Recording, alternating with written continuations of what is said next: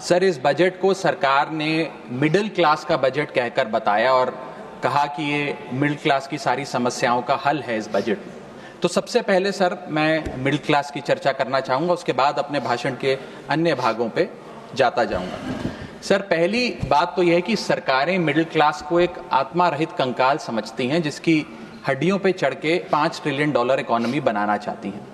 Sir, इस देश का मिडिल क्लास कमर तोड़ मेहनत करता है, लेकिन इस मेहनत के बावजूद मिडिल क्लास गरीब हो रहा है, अमीर नहीं हो रहा। गरीबों के लिए तो अक्सर सब्सिडीज और स्कीम्स लाई जाती हैं जो कि लानी भी चाहिए। अमीरों के लिए production linked incentives, rebate, tax incentives, न जाने क्या क्या लाया जाता है, लेकिन इस देश के मिडिल क्लास को कुछ हासिल नहीं होता। ऐसा लगता है कि सरकारें समझती हैं कि देश के मिडिल क्लास के ना सपने हैं ना अरमान है, लेकिन वो सोने का अंडा देने वाली वो मुर्गी है जिसकी गर्दन जब चाहे मरोड़ के टैक्स वसूल लिया जाए। इसी के चलते सर मैं कहना चाहता हूं कि इस देश में मांग यानी कि डिमांड इसलिए गिर रही है क्योंकि इस देश का मिडिल क्लास सिकुड़ रहा है। तमाम आंकड़े एफएमसीजी सेक्टर से लेके गाड़ी बेचने वाले कंपनियों की सेल्स के आप उठाकर देखेंगे तो वो आपको यही बताएंगे कि इस देश का मिडिल क्लास खर्च नहीं कर रहा, और खर्च इसलिए नहीं कर रहा क्योंकि उसकी जेब में आमदनी ही नहीं है। मिडिल क्लास खाली सेंसस के लिए नहीं है सर, उसके भी अपने अरमान हैं, उसके अपने सपने हैं। 1989 में यूनाइटेड स्टेट्स ऑफ अमेरिका में एक पिक्चर बनी थी जिसका नाम था Honey I shrunk the kids. मुझे लगता है भारत देश में वर्ष 2025 में पिक्चर बननी चाहिए, honey I shrunk India's middle class. Sir, मैं आपको साफ तौर पे बताना चाहता हूं कि मिडिल क्लास टैक्स उससे वसूला जाता है जैसे उससे किसी अधिकार से हम टैक्स ले रहे हैं और सुविधा उसको एहसान मुताबिक दी जाती है। सर, नेस्ले इंडिया के अभी आंकड़े आए जो इस देश की सबसे बड़ी एफएमसीजी कंपनियों में आता है। उस आंकड़ों में यह पता लगा कि 8 वित्तीय वर्षों में इस वर्ष सबसे कम ग्रोथ उन्होंने दर्ज कराई। और जब नेस्ले इंडिया के चेयरमैन से यह बात पूछी गई कि क्यों आप अपनी लोएस्ट ग्रोथ पर आ गए, तो नेस्ले इंडिया के चेयरमैन ने कहा कि भारत का मिडिल क्लास खरीद नहीं रहा, भारत का मिडिल क्लास सिकुड़ रहा है। मैं महंगी गाड़ी और महंगे मकानों की बात नहीं कर रहा सर, लेकिन सस्ती गाड़ी और सस्ते मकान जो मिडिल क्लास खरीदता है उनकी डिमांड घटती जा रही है, उसकी प्रोडक्शन घटती जा रही है, जिसका सीधा इंपैक्ट हमारी इकोनॉमी पर है। काफी चर्चा हुई सर सरकार द्वारा कि हम मिडिल क्लास के लिए 12 लाख की टैक्स रियायत लेकर आए।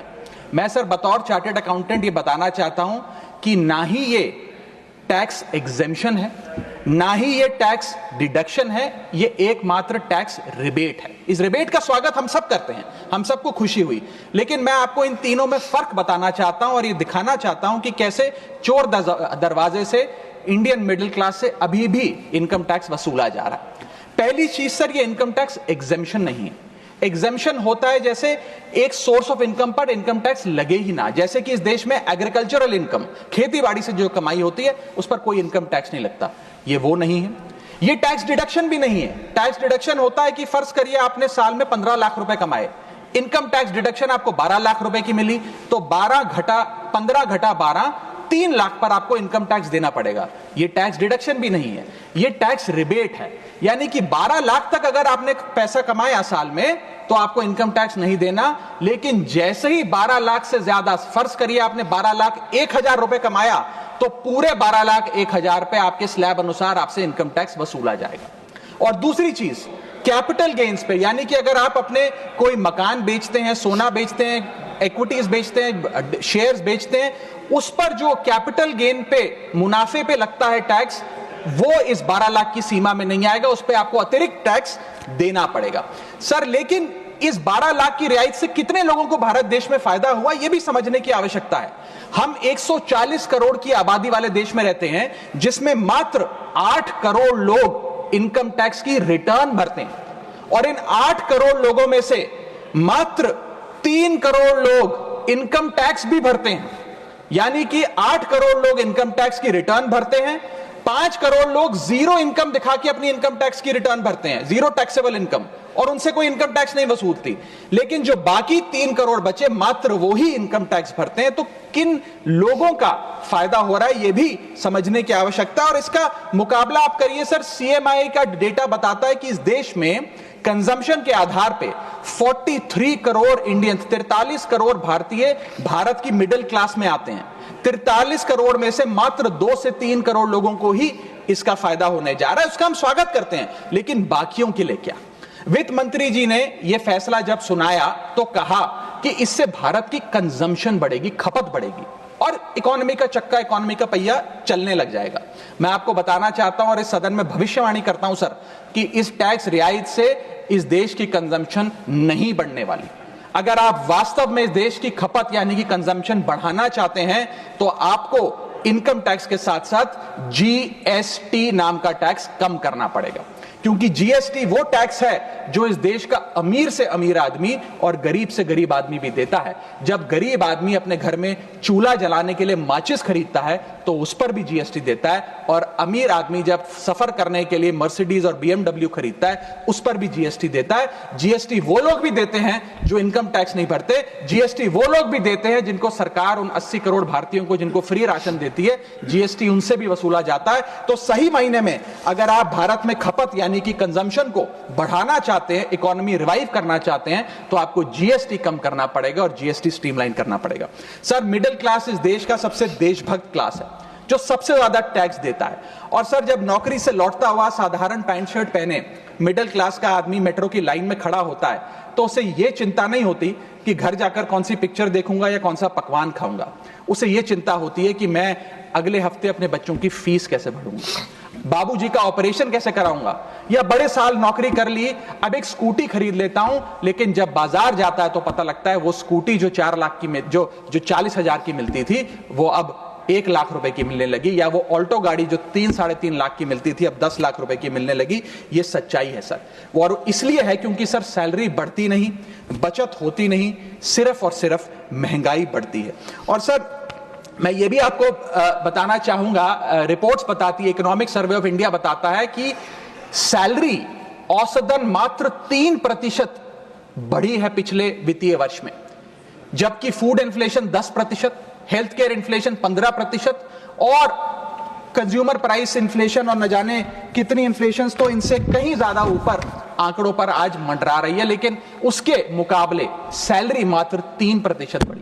सर, देश का मिडिल क्लास एक बहुत बड़े डेट ट्रैप में भी फंसने जा रहा है। मैं ये भी भविष्यवाणी आज करना चाहूंगा, क्योंकि भारत का household debt to GDP ratio आज 40% पे खड़ा हो गया। सरल भाषा में बताऊं तो भारत के मिडिल क्लास परिवार आज रोजमर्रा के जीवन के लिए, अपने डेली एक्सपेंसेस के लिए लोन लेने पर मजबूर हो गए हैं, चाहे वो पर्सनल लोन हो, चाहे वो क्रेडिट कार्ड के जरिए हो, या चाहे वो अन्य प्रकार से फाइनेंशियल इंस्टीट्यूशन से ब्याज पर पैसा लेना हो। यानी कि जो सैलरी 1 तारीख को आती है वो पहले ही आपके रोजमर्रा के जीवन में जो आपने खर्चा करने के लिए ब्याज पर पैसा लिया हुआ है उसके भुगतान में लग जाती है, और इंडिया का मिडिल क्लास एक डेट ट्रैप में फंसता जा रहा है। ये लोन कोई मकान बनाने के लिए या दफ्तर खरीदने के लिए या एसेट क्रिएशन के लिए नहीं है, ये day to day expenses meet करने के लिए, जो भारत के मिडिल क्लास को एक डेट ट्रैप में खड़ा करता जा रहा है। सर, सैलरी तो 7 तारीख को आती है महीने की, लेकिन 1 तारीख को मकान मालिक आ जाता है दरवाजे पे दरवाजा खटखटाने की किराया दो, और सारी उम्र काम करने के बाद एक मिडिल क्लास का आदमी सोचता है कि अंत में रिटायरमेंट के समय एक छोटा सा अपना मकान, जमीन खरीद के मकान बनाऊंगा। जमीन खरीद के मकान बनाना तो छोड़िए सर, आज रियल एस्टेट के प्राइसेस, आपकी अर्निंग्स, मिडिल क्लास की अर्निंग्स के मुकाबले इतने ज्यादा हैं कि रिटायरमेंट 2-3 जन्म काम करने के बाद, रिटायरमेंट लेने के बाद भी शायद वो 2 BHK अपार्टमेंट भी नहीं खरीद पाएगा। इसीलिए मिडिल क्लास आज सरकार को वो गाना सुनाना चाहता है कि सारी उम्र हम मर मर के जी लिए, एक पल तो अब हमें जीने दो। सच्चाई यह है सर कि मिडिल क्लास के घरों में जब कभी शादी का कार्ड आता है तो चिंता हो जाती है कि सगन में कितना पैसा देना पड़ेगा, और साथ ही साथ नया सूट सिलवाना पड़ेगा, ट्रेन का खर्चा हो जाएगा, एटसेट्रा। सर, मिडिल क्लास के साथ साथ मैं दूसरा बड़ा मुद्दा जो आज इस वक्तव्य में आपके सामने पेश करना चाहूंगा सर, वो है रेलवे का। सर, रेलवे का एक अतिरिक्त बजट आया करता था जिसकी प्रथा बंद हो गई। आप इस भारतीय रेल के महत्व इसी चीज से समझ सकते हैं कि उसके लिए एक अतिरिक्त बजट सदन में पेश किया जाता था, क्योंकि अब रेल बजट पेश नहीं होता तो उस पर व्यापक चर्चा भी नहीं होती। लेकिन इस वक्तव्य के माध्यम से मैं रेल बजट से संबंधी कुछ चीजें आपके सामने अवश्य रखना चाहूंगा। इस यूनियन बजट 2025-26 में माननीय वित्त मंत्री जी ने 2 लाख 55,000 करोड़ की फाइनेंशियल एलोकेशन रेलवेज की कैपेक्स के लिए मांगी है। ये 2009 से 2014 के बीच में लगभग 50,000 करोड़ होती थी, जो आज इतने गुना 5 गुना बढ़ के 2.5 लाख करोड़ से ऊपर हो गई है। तो इस पे व्यापक चर्चा अवश्य होनी चाहिए। सर, भारतीय रेल जो भारत की लाइफलाइन कहलाई जाती थी, आज उसकी स्थिति ऐसी है कि अगर मजबूरी ना हो तो शायद कोई यात्री रेल की ओर देखना भी ना चाहे।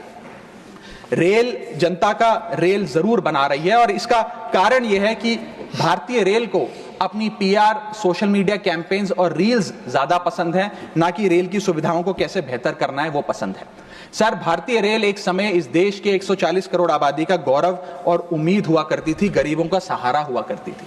लेकिन आज मैं बताना चाहता हूं कि भारतीय रेल की वो स्थिति है जो शायद ही पूरे सब कॉन्टिनेंट के तमाम रेलवे से अगर आप कंपेयर करें तो बद से बदतर होती जा रही है। सर, जितनी आबादी ऑस्ट्रेलिया की है, स्विट्जरलैंड की है, डेनमार्क की है, स्वीडन की और अन्य देशों की है, उससे ज्यादा लोग भारतीय रेल में रोज सफर करते हैं। सर, इतना महत्व है भारत की रेलवे का। लेकिन कई बड़ी चिंताएं आज भारत के एक आम रेल यात्री को सता रही हैं, जो मैं चाहूंगा इस बजटरी एलोकेशन के माध्यम से वित्त मंत्री जी और रेल मंत्री जी इसे एड्रेस करें। पहला है सर, घटती रफ्तार और बढ़ता किराया। सर, जहां दुनिया की ट्रैवल की रफ्तार बढ़ रही है, वहीं भारतीय रेल जो हमारी लाइफलाइन है उसकी रफ्तार घट रही है। पहले तो सर शताब्दी और राजधानी की स्पीड कम कर दी गई ताकि वंदे भारत की स्पीड बढ़ा दी जाए और उसको फास्टेस्ट ट्रेन घोषित किया जाए। लेकिन अब जून 2024 की रिपोर्ट बताती है कि वंदे भारत की भी स्पीड को कम कर दिया गया है। बताया जा रहा है कि हमारे रेल ट्रैक्स उतने पर्याप्त नहीं है कि इतनी तेज रफ्तार पे वंदे भारत भाग सके।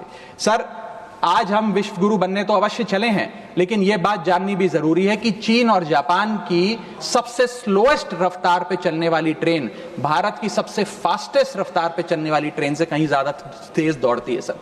और अगर रेल धीमी होगी तो देश की इकोनॉमी, देश की अर्थव्यवस्था का चक्का धीमा चलेगा। और किराए की तो सर क्या ही बात करें, जिस वंदे भारत का प्रचार रेल मंत्री जी करते थकते नहीं हैं, आज उस वंदे भारत का किराया इतना है कि गरीब आदमी छोड़िए, आम आदमी भी उसे अफोर्ड नहीं कर पा रहा। सर, वित्तीय वर्ष 2013-14 में एवरेज फेयर पर पैसेंजर पर किलोमीटर 32 पैसे हुआ करता था। 2021-22 वित्तीय वर्ष में ये 107% बढ़ के 66 पैसा हो गया है। सर, इतने रेल के किराए में इजाफा देखा गया है। हवाई चप्पल वालों को हवाई यात्रा कराने का वादा था सर, लेकिन हवाई चप्पल पहनने वालों को इतना निचोड़ दिया कि शायद अब वो रेल यात्रा के भी लायक नहीं रहे। सर, दूसरी समस्या है, बुरी हालात है थर्ड एसी और सेकंड एसी के। थर्ड एसी, सेकंड एसी को सर एक समय पर जनरल बोगी, एक समय पर लग्जरी माना जाता था, लेकिन आज वो जनरल बोगी से भी बुरी स्थिति में है। अगर टिकट मिल भी जाए sir third AC, second AC की, तो सीट मिलने की कोई गारंटी नहीं है, क्योंकि जैसे ही आप बैठेंगे थोड़ी देर में कोई शख्स आकर कहेगा, भाई साहब थोड़ा एडजस्ट करिए, थोड़ा सी रखिए, हमें भी बैठने दीजिए। ये वास्तविकता है। और आप सोशल मीडिया और तमाम तरीके के पोर्टल्स पर आप देखेंगे तो क्या आरामदायक यात्रा, आरामदायक सफर भारत सरकार आम रेल यात्री को दे रही है, वो देखकर आप समझ जाएंगे। जैसे कहते हैं ना सर, हिंदी का सफर अंग्रेजी का सफर बन गया है भारतीय रेल के एक यात्री के लिए। कई रूट्स पर आलू की बोरियों की भांति लोगों को ठूसा जा रहा है, और अगर शौचालय में भी, ट्रेन के टॉयलेट में भी सीट मिल जाए तो आदमी अपने आप को सौभाग्यशाली समझता है। सर, जहां भेड़ बकरियों की तरह भोले भाले लोगों को ट्रेन में ठूसा जा रहा है, पूरी टिकट लेकर सुविधा के नाम पे सिर्फ धक्का दिया जा रहा है, और सर हमारे देश के भोले भाले आम आदमी इसको अपनी किस्मत समझकर स्वीकार कर लेते हैं। सर, मैं तीसरी बड़ी रेल समस्या जो कि है मिसमैनेजमेंट, अव्यवस्था, उस पर आपका ध्यान आकर्षित करना चाहूंगा। सर, पहले तो रेल की टिकट मिलती नहीं, अगर मिल भी जाए, आपने अगर 2, 2.5, 3 महीने पहले टिकट बुक कराई हो, टिकट कंफर्म हो जाए तो सीट मिलने की कोई गारंटी नहीं। और सर, आप अपना अनुभव देखिए, जब आप सबसे पहले प्लेटफॉर्म पर पहुंचते हैं अपनी ट्रेन में चढ़ने के लिए, तो आपको चारों तरफ सिर्फ गंदगी ही गंदगी नजर आती है। अगर बुजुर्गों के साथ या घर परिवार की महिलाओं के साथ आप ट्रैवल कर रहे हैं तो एक क्लीन वॉशरूम तक आपको मुहैया नहीं कराया जाता। और हालात ये है कि लोग मजबूर हैं प्लेटफॉर्म पर अखबार बिछाकर सोने के लिए, और वेटिंग एरिया के नाम पर तो सर सिर्फ एक नेम प्लेट, एक बोर्ड लगा नजर आता है और कुछ नहीं नजर आता। तो सर ट्रेन पे चढ़ने से लेकर ट्रेन पे उतरने तक की एक बड़ी लंबी फहरिस्त है अव्यवस्था की। यहां तक कि सर आज जब इस ठंड के मौसम में एक यात्री एक लंबा सफर तय करता है ट्रेन में और सोचता है कि थोड़ा आराम कर लूं, कंबल चादर खोल के ओढ़ने का प्रयास करता है, तो उस कंबल चादर से इतनी बदबू आती है, इतनी दुर्गंध आती है, और उसके जवाब में रेल मंत्री और रेल मंत्रालय बताता है कि हम महीने में एक बार कंबल धोते हैं। महीने में एक बार कंबल धोएंगे तो सर सुगंध आएगी कि दुर्गंध आएगी, मैं चाहूंगा कि सरकार इसका फैसला ले। हाइजीन रिलेटेड कंप्लेंट्स में पिछले 2 वित्तीय वर्षों में 500% का इजाफा हुआ है। ये दिखाता है कि हाइजीन स्टैंडर्ड्स को कितना कॉम्प्रोमाइज करती जा रही है हमारे देश की रेल। और सर अगर प्लेटफॉर्म पे भूख लग जाए तो आपको पानी वाली चाय, गंदे तेल में तले समोसे और छोले भटूरे अवश्य मिल जाएंगे। और इसी के साथ साथ अगर आपने IRCTC का खाना बुक किया हो और रेल विभाग आपको खाना दे, तो जब वेज थाली आप मंगाएंगे तो उसमें आपको कॉम्प्लीमेंट्री मच्छर, कॉकरोच और कीड़े मकोड़े भी नसीब हो सकते हैं। जब आप वेज थाली ऑर्डर करेंगे और ये आपको नसीब नहीं होंगे तो सूखी रोटी, कच्चे चावल और पानी जैसी दाल तो अवश्य मिलेगी। सर महाकुंभ को लेकर कई आयोजन बड़े बड़े किए गए और कहा गया कि भारतीय रेल बड़ी सक्रिय होकर महाकुंभ का आयोजन कर रही है। मैं बताना चाहूंगा कि प्रयागराज का रेलवे स्टेशन और आसपास के कई रेलवे स्टेशन को बंद करना पड़ा क्योंकि सरकार क्राउड मैनेजमेंट नहीं कर पाई। और कहां पर ये स्पेशल ट्रेन चल रही है महाकुंभ के लिए, मैं पूछना चाहूंगा कोई व्यक्ति है जिसके पास एक स्पेशल ट्रेन की कंफर्म टिकट है सर? और सर मैं चौथी बड़ी चीज जिस पर आपका ध्यान आकर्षित करना चाहूंगा वो है आम आदमी से लूट। सर पहले तो IRCTC की वेबसाइट का इंटरफेस कुछ इस प्रकार है कि आप टिकट बुक नहीं कर पाएंगे। जब बुक करने के लिए थर्ड पार्टी एप्स पे जाएंगे तो वो आपसे मोटा कमीशन लेंगी। अब खुदा ना खास्ता आपकी यात्रा कैंसिल हो जाए तो मोटा कैंसिलेशन चार्ज भी आपसे वसूला जाएगा। और प्लेटफॉर्म टिकट की तो क्या बात करें सर, आपके सगे संबंधी अगर आपको प्लेटफॉर्म पर छोड़ने आए तो कितना प्लेटफॉर्म पे खर्चा होता है, कितनी प्लेटफॉर्म टिकट किस रेट पर वसूली जाती है वो आपको पता है सर। और हालात ऐसे हैं कि वहां पर बिस्लरी का पानी आप प्लेटफॉर्म पर खरीदिए तो बिलसेरी का नकली पानी आपको दिया जाता है। ऐसे ऐसे ब्रांड्स के चिप्स, चॉकलेट्स, बिस्किट्स और पानी दिया जाता है जिन ब्रांड्स का आपने कभी नाम नहीं सुना। सर 5वीं समस्या है ज्यादा से ज्यादा नॉर्मल ट्रेन चलाने की आवश्यकता। सर बुलेट ट्रेन और वंदे भारत से ज्यादा किफायती यात्रा नॉर्मल ट्रेन में हो जाए तो देश का आम आदमी खुश हो जाएगा। आज इस भीषण महंगाई और भयंकर बेरोजगारी का आलम कुछ इस प्रकार है कि लोगों के पास समय ही समय है लेकिन पैसा नहीं है। भले ही आप आधा एक घंटा रफ्तार धीमी कर दें लेकिन 2000 रुपए में मिलने वाली टिकट को ट्रेन की 500-600 रुपए कर दें तो आम आदमी का बहुत भला हो जाएगा।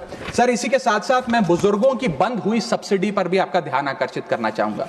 2020 में सरकार ने बुजुर्गों को मिलने वाली रेल टिकट पर जो सब्सिडी थी वो बंद कर दी, जिसके चलते सरकार ने काफी ढोल बजाकर कहा कि वित्तीय वर्ष 22-23 में उन्होंने 2242 करोड़ पैसे 150 मिलियन सीनियर सिटीजन से वसूल किए हैं, यानी कि 2200 करोड़ की रेलवे की इनकम में इजाफा हुआ। अब बताइए सर, क्या हम अपने बड़े बुजुर्गों की हड्डियां निचोड़कर भी पैसा वसूलेंगे? पूरी जिंदगी भर काम करने के बाद एक सीनियर सिटीजन सोचता है कि रिटायरमेंट के बाद तीर्थ करने जाऊंगा, धार्मिक स्थानों पे जाऊंगा, लेकिन आज हम ये सब्सिडी बंद करके उन पर महंगाई का एक बड़ा बर्डन डाल रहे हैं। मैं वित्त मंत्री जी को और रेल मंत्री जी को कहना चाहूंगा कि अगर ये बड़े बुजुर्ग तीर्थ यात्रा पे जाएंगे तो शायद आप ही के लिए दुआएं मांगेंगे। सर इसी के साथ साथ मैं रेल और जनता की सुरक्षा, ये मेरा आखिरी पॉइंट है सर, इसके टुवर्ड्स भी आपका ध्यान आकर्षित करना चाहूंगा। सर पहले सुरक्षित यात्रा की गारंटी हुआ करती थी, आज कोई गारंटी नहीं। रेल मंत्री कहते हैं हमने कवच सिस्टम नाम का एक नया सिस्टम लागू किया है जिससे अब रेल दुर्घटनाएं बंद हो जाएंगी। सर क्या एक महीना भी ऐसा बीता कवच सिस्टम लागू होने के बाद जब रेल दुर्घटना का कोई समाचार हमारे पास नहीं आया? सर बीते 5 सालों में 200 से ज्यादा रेल एक्सीडेंट्स हुए हैं जिसमें 400 से ज्यादा लोगों की मौत और अनगिनत लोग इंजर हुए हैं। CAG की वर्ष 2000 जो अभी रिपोर्ट आई वो बताती है कि वित्तीय वर्ष 2018 से 2021 के भीतर जितनी भी ट्रेन एक्सीडेंट्स हुए उसका 75% कारण लैक ऑफ ट्रैक मेंटेनेंस, यानी कि रेल ट्रैक की मेंटेनेंस में जो कमी है उसकी वजह से रेल की दुर्घटनाएं हो रही हैं। हम ये हाउस 2.5 लाख करोड़ रुपए सैंक्शन करने जा रहा है भारतीय रेल को। मुझे उम्मीद है कि कम से कम ट्रैक मेंटेनेंस तो ठीक ठाक तरीके से रेलवे विभाग कराएगा। सर, इसी के साथ साथ जितनी भी ये समस्याएं बताई गई हैं, अगर रेल मंत्री रील से ज्यादा रेल पर ध्यान दे तो अवश्य इसका इलाज हो जाएगा। मैं 4 पंक्तियां एक आम रेल यात्री के अनुभव को एक्सप्लेन करते हुए आपके सामने पढ़ना चाहूंगा। सर, अजब गजब चल रहा है रेल का खेल, हमेशा गाड़ी लेट तो कहीं ब्रेक फेल, महंगी टिकट के बाद भी सीट मिलने की आस नहीं, सुरक्षित पहुंच जाएं इस बात पर विश्वास नहीं, भिड़ रहे हैं ट्रेनें, मर रहे हैं लोग, रेल मंत्री लगा रहे हैं अमृतकाल का भोग, बुकिंग से लेकर टिकट कैंसिलेशन तक दर्जनों टैक्स का जाल, भेड़ बकरियों की तरह ठूसे जा रहे हैं लोग, कैसे मनाएं अमृतकाल, बेरोजगारों के देश में हो रही है बुलेट ट्रेन की बात, सरकार कैसे समझेगी आम आदमी के मन के जज्बात, रेल मंत्री को रेल नहीं रील पसंद है, टिकट के नाम पर मनमाना बिल पसंद है, खाना मांगने पर मिलता है कॉकरोच, छिपकली और मच्छर, इतना बदहाल हो चुका है हमारी लाइफलाइन का स्ट्रक्चर, आखिर कैसे सुधरेगी व्यवस्था, कैसे बदलेंगे हालात, सरकार समझने को तैयार नहीं आम आदमी के जज्बात। सर, मैं अपने अगले भाग में आपका ध्यान आकर्षित करना चाहूंगा, जो new administration United states of America में आई है उसका क्या इकोनॉमिक आर्थिक इंपैक्ट भारतीय अर्थव्यवस्था पर पड़ने जा रहा है। सर, पहले तो 4 फरवरी 2025 को अमेरिका की सेना का एक माल ढोने वाला बड़ा विमान 104 भारतीयों को डिपोर्ट करने के लिए भारत आया। पता लगा कि उन भारतीयों के हाथ में हथकड़ियां और पैरों में जंजीरें थी, बेड़ियां बांधकर उनको लाया गया। बताया जा रहा है कि 7,25,000 ऐसे लोग हैं जो बिना दस्तावेज के भारतीय प्रवासी वहां रह रहे हैं, जिनको अब एक एक कर अमेरिका भारत वापस भेजने जा रहा है। सर, हम चले तो विश्व गुरु बनने थे, वहां अमेरिका ने अपनी मिलिट्री लगाकर हजारों लोगों को डिपोर्ट करना शुरू कर दिया है। मैंने सर किसी बांग्लादेश, पाकिस्तान या श्रीलंका के नागरिक को डिपोर्ट होने की खबर तो नहीं पड़ी, लेकिन भारतीयों के साथ जो अमानवीयता हुई वो जरूर उसकी खबर पड़ी। सर, मैं ये स्पष्ट करना चाहता हूं कि इलीगल माइग्रेशन को तो शायद इलीगल इमिग्रेशन को इस सदन में बैठा कोई भी व्यक्ति सपोर्ट नहीं करेगा, लेकिन सर जो उस नाउमीदी के शिकार रोजगार की तलाश में युवा गए, उनके साथ जो इनह्यूमन ट्रीटमेंट हुआ उसको लेकर तो हमें आवाज बुलंद करनी चाहिए। सर, 40 घंटे तक उनके हाथों और पैरों में बेड़ियां बांध के रखा गया, वॉशरूम तक नहीं जाने दिया गया। सर, इसको लेकर मुझे लगता है शायद इस देश के हर नागरिक का खून खौलता होगा। उसी के सामने इसी एग्जाम्पल के सामने हमारे पास एक और एग्जाम्पल है। इस दुनिया का एक बहुत छोटा सा देश है सर, कोलंबिया। कोलंबिया के राष्ट्रपति गुस्तावो को जब पता लगा कि अमेरिका से एक सेना का माल ढोने वाला विमान इसी प्रकार कोलंबिया के नागरिकों को जो बिना दस्तावेज के वहां पाए गए कोलंबिया छोड़ने के लिए आ रहा है, तो उन्होंने उस विमान को लैंडिंग की अनुमति नहीं दी। उन्होंने कहा कि मैं अपना विमान भेजूंगा, कोलंबिया सरकार का विमान, और पूरे सम्मानजनक तरीके से मैं अपने नागरिकों को वापस लाऊंगा। सर, वास्तव में कोलंबिया जो डटकर अमेरिका के सामने खड़ा हो गया, वो असल विश्व गुरु बना इस महीने में तो। और मैं मिनिस्टर ऑफ एक्सटर्नल अफेयर्स से भी पूछना चाहूंगा सर कि वो खुद क्यों नहीं गए इन नागरिकों को, हमारे भाइयों बहनों को रिसीव करने, क्यों हमने जहाज नहीं भेजा, अपना भारतीय वायुसेना का जहाज उनको वापस लाने के लिए। और जब हमारे पास पहले से ही सूची थी कि इन 104 भारतीयों को डिपोर्ट किया जा रहा है, तो हमने इसके खिलाफ प्रोटेस्ट क्यों नहीं किया? क्या अमेरिकी दूतावास से किसी को बुलाया, किसी से चर्चा करी, अपना विरोध दर्ज कराया? और अंत में सर, गुजरात, उत्तर प्रदेश, महाराष्ट्र, पंजाब और हरियाणा, इन तमाम राज्यों के ये लोग थे जो आए, लेकिन प्लेन को न जाने किस कारणवश अमृतसर में उतारा गया। मैं चाहूंगा इस विषय पर भी, इस स्ट्रैटेजिक डिसीजन पर भी माननीय विदेश मंत्री जी ध्यान आकर्षित करें सदन का। सर, क्या आपने कभी सुना है कि स्विट्जरलैंड का कोई नागरिक, डेनमार्क का कोई नागरिक, ब्रिटेन का कोई नागरिक, नीदरलैंड का कोई नागरिक डंकी रूट के माध्यम से अमेरिका गया हो नौकरी की तलाश में? नहीं सुना होगा सर। भारतीय ही क्यों मजबूर है डंकी रूट के माध्यम से अमेरिका पहुंचकर वहां पर मेहनत मजदूरी, छोटी मोटी लेबर का काम करने के लिए? वो इसलिए सर क्योंकि इस देश में तमाम सरकारों ने हमारे देश के युवा को बेरोजगार रखा। वादा तो था सर 2 करोड़ नौकरियां देने का, लेकिन वो 2 करोड़ नौकरियां दे नहीं पाई सरकार। शायद लैक ऑफ अपॉर्चुनिटीज और अनएम्प्लॉयमेंट के चलते लोग अमेरिका जाने को मजबूर हो गए। मैं बताना चाहूंगा सर, आप इसको इस परिप्रेक्ष्य में भी देखने की कोशिश करें कि अमेरिका के सबसे पिछड़े राज्यों में एक राज्य है मिसिसिपी जो आता है। मिसिसिपी राज्य में अमेरिका की सबसे लोएस्ट पर कैपिटा इनकम है। मिसिसिपी की भी लोएस्ट पर कैपिटा इनकम $48,000 प्रति वर्ष है। उसका मुकाबला करिए सर, कंपेयर करिए भारत की पर कैपिटा इनकम से। भारत की पर कैपिटा इनकम मात्र $1160 है। कहां अमेरिका की सबसे गरीब राज्य की पर कैपिटा इनकम, यानी कि साल में औसतन मिसिसिपी में रहने वाला एक आदमी $48,000 कमाता है, वहां एक भारतीय औसतन $1160 कमाता है। तो क्यों नहीं कोई बेहतर जिंदगी के लिए, ज्यादा पैसा कमाने के लिए अमेरिका जाने पर मजबूर होगा सर। मैं डोनाल्ड ट्रंप एडमिनिस्ट्रेशन की जो इकोनॉमिक इंपैक्ट भारत पे पड़ने जा रहा है उस पर भी आपका ध्यान आकर्षित करना चाहूंगा सर। सबसे पहले H1B वीजास, ये H1B वीजा जो अब भारी रिस्ट्रिक्शंस के साए में फंसे हुए हैं, इसका सबसे ज्यादा अगर नुकसान किसी को होगा तो भारतीयों को होगा सर। वर्ष 2023 में 3,86,000 H1B वीजा एप्लीकेशन अमेरिकी सरकार को आई, जिसमें से 72% एप्लीकेशन भारतीयों की थी। यानी कि अगर H1B मुश्किल होगा तो सबसे ज्यादा मार भारत के स्किल्ड लोगों को पड़ेगी। दूसरा, स्ट्रिक्टर H1B वीजा, अगर स्ट्रिक्टर H1B वीजा होगा और H1B वीजा वालों के वेज में मॉड्यूलेशन करी जाएगी, उसके चलते तमाम वो कंपनियां जो भारतीयों को रोजगार देती हैं अमेरिका में, वो भारतीयों को निकाल कर लोकल अमेरिकन्स को जॉब्स देंगी, जिसके चलते एक बहुत बड़ी बेरोजगारी की फौज, हिंदुस्तानियों की फौज परेशान हो जाएगी, भारत वापस आने को मजबूर हो जाएगी। सर तीसरा पॉइंट, ट्रंप के प्रपोज्ड टैरिफ्स। ये टैरिफ्स क्या है सर, जिसकी इतनी चर्चा होती है कि ट्रंप एडमिनिस्ट्रेशन टैरिफ लगाने जा रहा है, प्रपोज टैरिफ लगाने जा रहा है। उसका सरल मैं एक उदाहरण के माध्यम से आपको समझाना चाहूंगा। टैरिफ को आप एक इंपोर्ट ड्यूटी के चश्मे से भी समझ सकते हैं। मान लीजिए अमेरिका में बैठा एक बायर हिंदुस्तान के एक मैन्युफैक्चरर से एक शर्ट खरीदता है 100 रुपए की। आज वो शर्ट उसे 100 रुपए की पड़ती है, लेकिन अगर ये अमेरिका की नई हुकूमत ट्रंप एडमिनिस्ट्रेशन 20% का टैरिफ शर्ट्स पर लगा दे, एपरल्स पर लगा दे, तो वो 100 रुपए की शर्ट अमेरिका के बायर को 100 रुपए की नहीं 120 रुपए की पड़ेगी। तो वो अमेरिका का बायर हिंदुस्तान से 120 रुपए की शर्ट खरीदने की बजाय 108 रुपए की, 105 रुपए की, 104 रुपए की वियतनाम, फिलीपींस और बांग्लादेश जैसे देशों से खरीदेगा। यह है टैरिफ का खेल, जिसके चलते एक्सपोर्ट्स घटेंगे, मांग घटेगी, कारखाने बंद होंगे, रोजगार जाएगा। सर पहला, आईटी एक्सपोर्ट्स। भारत $245 बिलियन का सालाना आईटी एक्सपोर्ट करता है। इसका 80% export United states of America को होता है। सबसे बड़ा प्रहार आईटी एक्सपोर्ट्स पे होगा। दूसरा, 15 से 25% यूएस टैरिफ्स इंडियन एपरल्स यानी कि टेक्सटाइल्स पर लगने जा रहे हैं, जिसका मैंने उदाहरण अभी आपको दिया।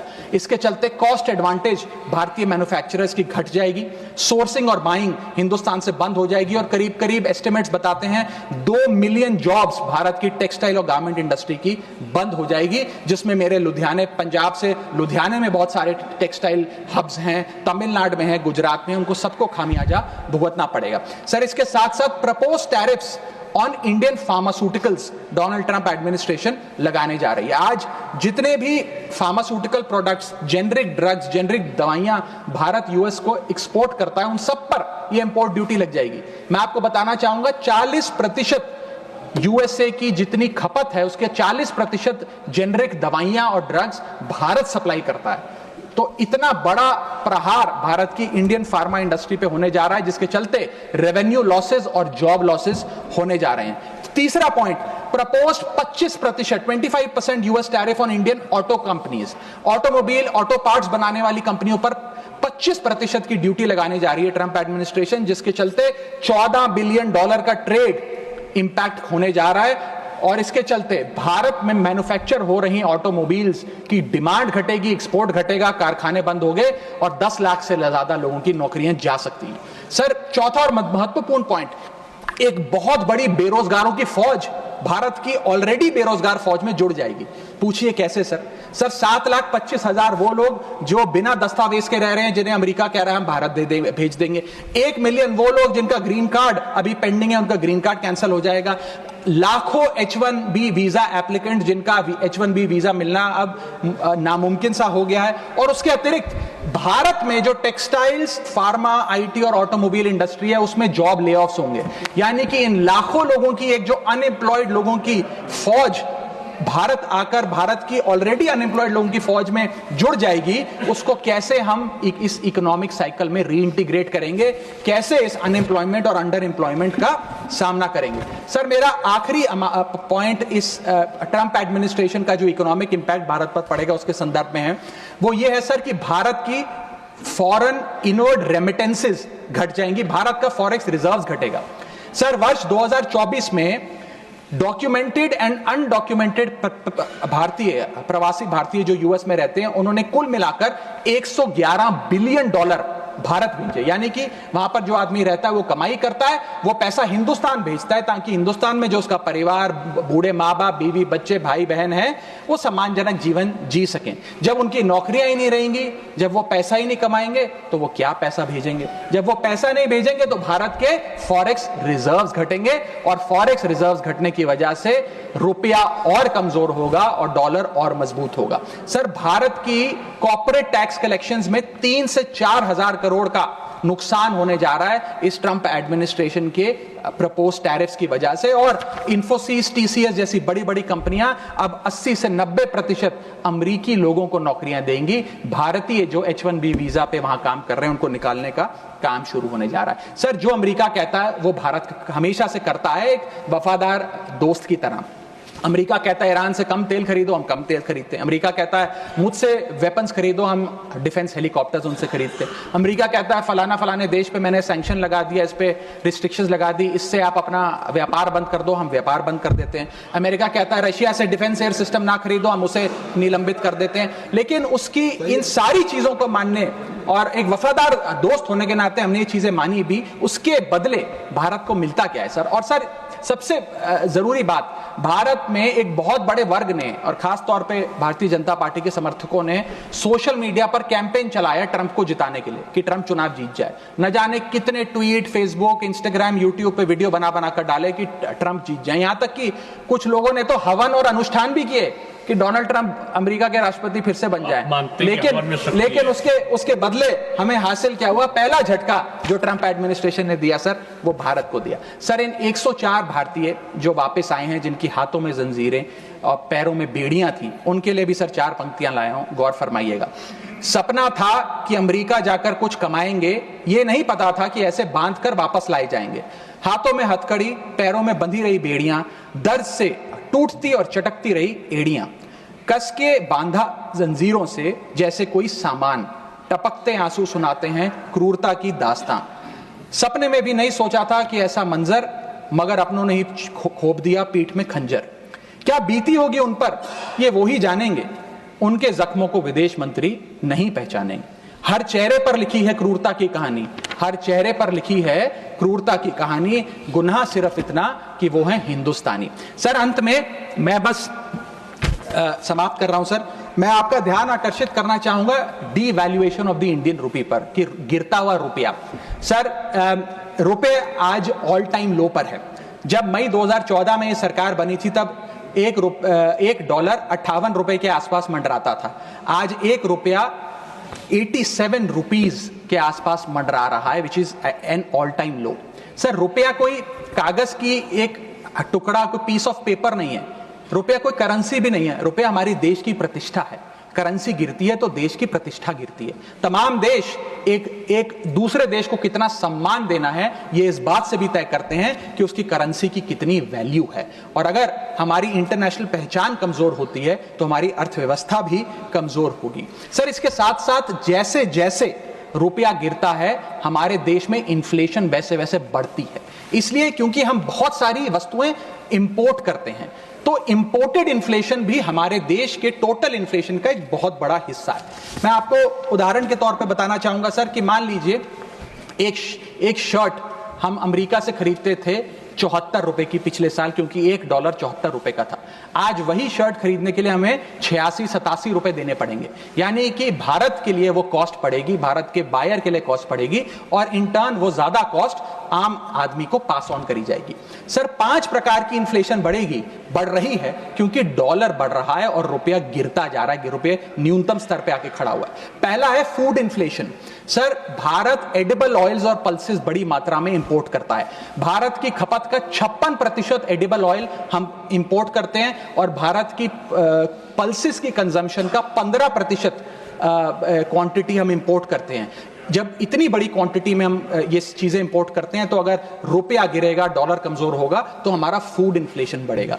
दूसरा इन्फ्लेशन जो बढ़ेगा वो है एनर्जी इन्फ्लेशन। सर, हम अपने क्रूड ऑयल यानी कि पेट्रोल, डीजल और जेट फ्यूल्स जिसे मैं कहूं, उनको इंपोर्ट करते हैं। 85% भारत की जितनी खपत है उसका हम क्रूड ऑयल इंपोर्ट करते हैं अन्य देशों से। उसके अतिरिक्त कोल और नेचुरल गैस भी इंपोर्ट करते हैं। जब रुपया गिरेगा तो ये एनर्जी बास्केट की जो वस्तुएं हैं इनका दाम भी बढ़ेगा और ये और महंगी होती जाएंगी। और जब पेट्रोल डीजल के दाम बढ़ेंगे तो हर चीज पर इंपैक्ट आएगा, चाहे वो रोटी, कपड़ा, मकान, सब्जियां, फल और दूध ही क्यों ना हो। और इसी के चलते जब क्रूड ऑयल अंतर्राष्ट्रीय बाजार में घटता भी है, हम उसका लाभ अपने नागरिकों को नहीं दे पाते, क्योंकि भारत सरकार की तो जेब ढीली ही होती रहती है, क्योंकि रुपया गिर रहा है, ज्यादा रुपया हमें देना पड़ता है डॉलर खरीदने के लिए। सर, तीसरा इन्फ्लेशन जो डीवैल्यूएशन ऑफ इंडियन रुपी के चलते होगा वो है health care inflation. Bulk drugs, medical equipments और हेल्थ केयर कंज्यूमेबल्स बड़ी तादाद में अन्य देशों से भारत खरीदता है, जिसके सारे कॉन्ट्रैक्ट्स डॉलर में सेटल किए जाते हैं। इसके चलते रुपए गिरने की वजह से हेल्थ केयर के आइटम्स भी महंगे होते जाएंगे। चौथा इन्फ्लेशन है सर एजुकेशन इन्फ्लेशन। लाखों लोग, भारत के लाखों बच्चे विदेश में पढ़ाई करते हैं। माँ बाप कमाते तो रुपए में हैं, लेकिन ट्यूशन फी, अकोमोडेशन फी, लिविंग एक्सपेंसेस, ये तमाम चीजें डॉलर में खर्च करने पे मजबूर होते हैं। इसीलिए सबसे ज्यादा अगर किसी को हिट करेगा ये डीवैल्यूएशन ऑफ द इंडियन रुपी, तो उन लोगों को करेगा जो विदेश में पढ़ रहे हैं। सर, आज से 4 साल पहले एक संपन्न परिवार अगर अपने बच्चे को यूनाइटेड स्टेट्स ऑफ अमेरिका में 4 साल का अंडर ग्रेजुएशन कोर्स कराने के लिए भेजता था तो करीब करीब 1 करोड़ रुपए का खर्चा आता था। आज क्योंकि डॉलर इतना मजबूत और रुपया इतना कमजोर हो गया है, ये अमाउंट बढ़ के 2 से 2.5 करोड़ रुपए हो गया है। सर, इसी के साथ साथ मैं बताना चाहूंगा कि 5वीं बड़ी इन्फ्लेशन जो इस देश में होने जा रही है गिरते हुए रुपए के चलते, वो है electronics inflation. Sir, major electronic components Bharat import करता है। सर, समाप्त कर रहा हूं। भारत इंपोर्ट करता है। इन सारे इलेक्ट्रॉनिक आइटम्स की सेटलमेंट यूएसडी में होती है। जब रुपया गिरता है, ये सारे पदार्थ भारत में महंगे मिलेंगे, यानी कि महंगा लैपटॉप, महंगा फोन, महंगा टैबलेट, महंगा आईपैड। और इलेक्ट्रॉनिक मैन्युफैक्चरिंग यूनिट जो इलेक्ट्रॉनिक कंपोनेंट्स इंपोर्ट करते हैं इनपुट के लिए, वो भी महंगा होता जाएगा। सर, अंत में मैं बस एसबीआई की एक रिपोर्ट कोट करना चाहूंगा जो बताती है कि अगर रुपया 5% गिरता है तो भारत में इन्फ्लेशन 0.5% बढ़ती है। Direct correlation between decline of the Indian rupee and increase in the inflation. अंत में बस इतना कहूंगा सर, कई बार राजनीतिक बयान आते हैं जब रुपया गिरता है। एक मंत्री हैं, एक मंत्री, बस समाप्त सर 30 सेकंड्स, एक मंत्री रहे वाजपेयी सरकार में भी, इस सरकार में भी रहे, अब तो नहीं है खैर, लोकसभा में एमपी हैं। उन्होंने एक बयान दिया था जब रुपया गिरा था। उन्होंने कहा था, the worth of the Indian rupee against the dollar was equivalent to Rahul Gandhi's age when UPA came to power. Today it is equal to Sonia Gandhi's age and very soon it will touch Manmohan Singh age. Sir, आज लोग वो कहां हैं? आज क्यों नहीं बयान देते? आज रुपए पे क्यों नहीं चिंता करते? अब कोई ध्यान क्यों नहीं देता? रुपए पर बयान क्यों नहीं देता? रुपया तो हर दिन गिर रहा है, अब कोई रुपए पे, गिरते रुपए पे ज्ञान क्यों नहीं देता? ये मैं पूछना चाहूंगा। बहुत बहुत शुक्रिया, थैंक यू।